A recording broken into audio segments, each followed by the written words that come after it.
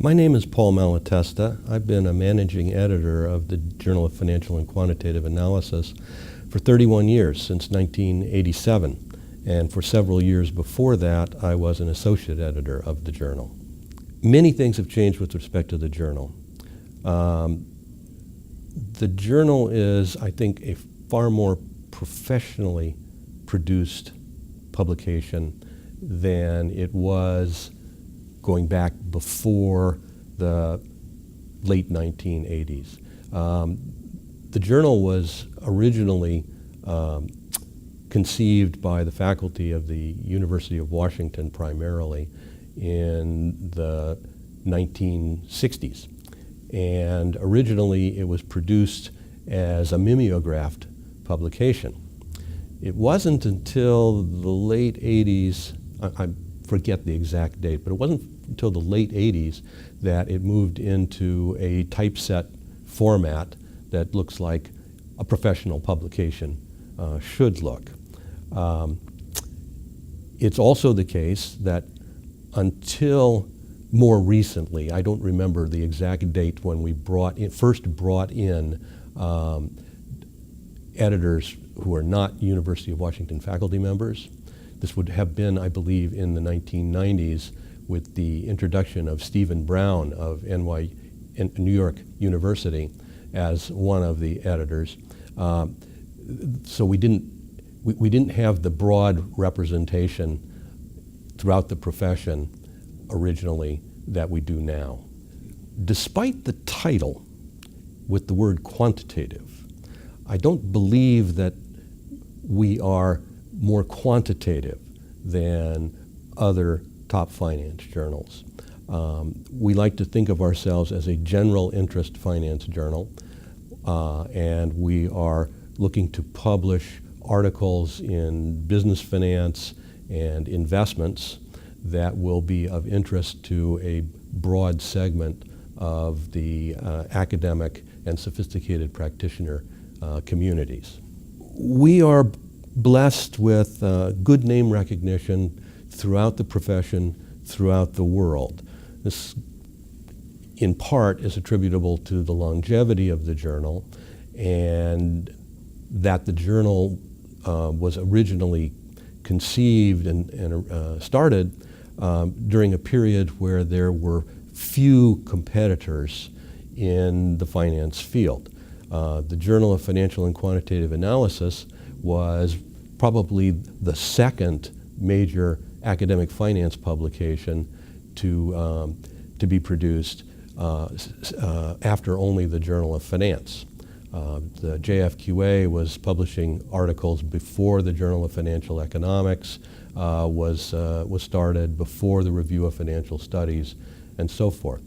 So we had a head start in terms of garnering name recognition, and this I think gives us somewhat of an advantage in attracting submissions. We are currently attracting approximately 1,000 submissions per year. Most of those submissions are unsolicited. The managing editors and our associate editors are able to solicit submissions from colleagues if they think that they're particularly interesting and promising publication candidates for the journal.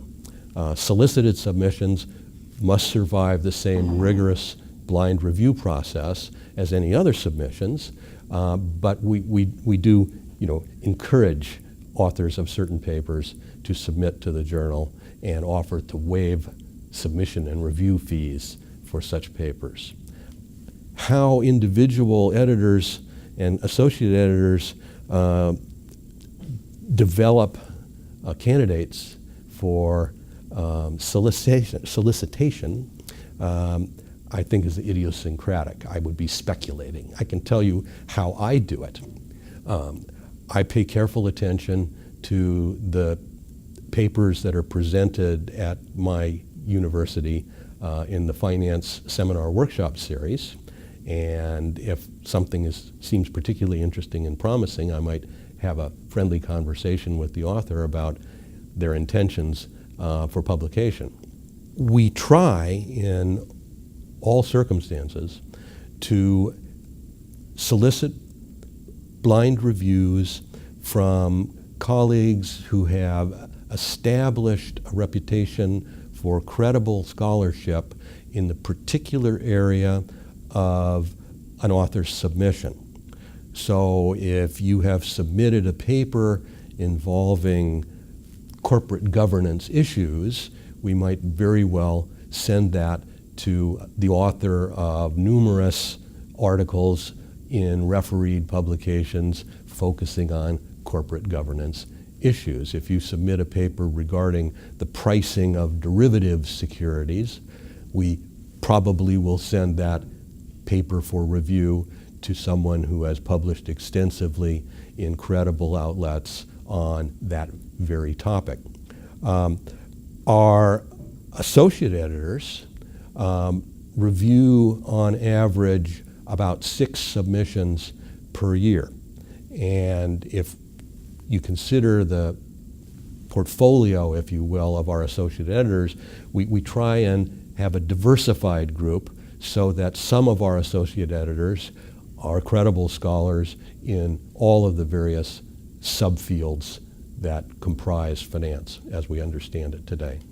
What I look for in a standout paper for the Sharp Award is creativity, that is novelty, and the potential to significantly impact the way we understand central issues relating to the field of finance and financial economics. I think I'm excited about developments in an area that's not a particular expertise area of my own. I think that developments in behavioral finance are fascinating. The intersection of psychology and economics seems a very promising potential merger.